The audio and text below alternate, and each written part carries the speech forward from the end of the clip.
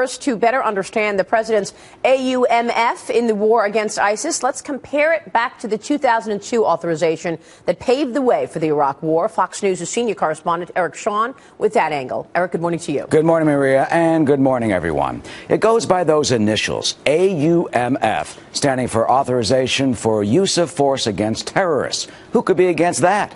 Well, it turns out President Obama is facing opposition from both sides.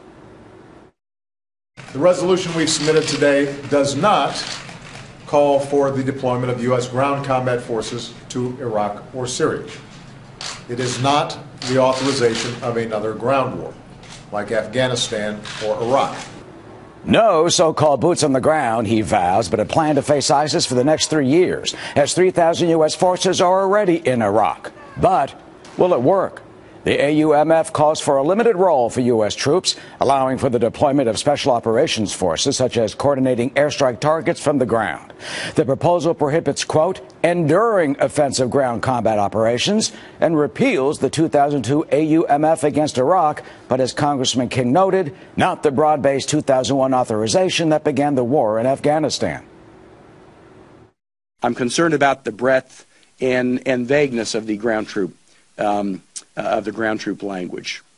The limitation against enduring offensive ground combat operations, suggesting that all defensive ground combat operations are okay. I'm concerned that all he's really talking about is containment over a long period of time.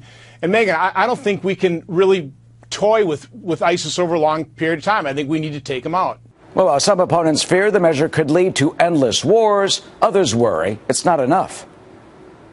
The president needs to have an overarching strategy to deal with this growing terrorist threat. He has yet to do that. He continues to look at this as a counterterrorism effort, when in fact there's a war underway.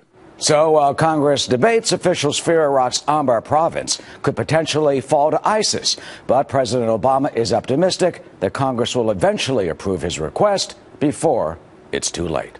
Maria? All right, Eric, thank you so much. Eric Shawn.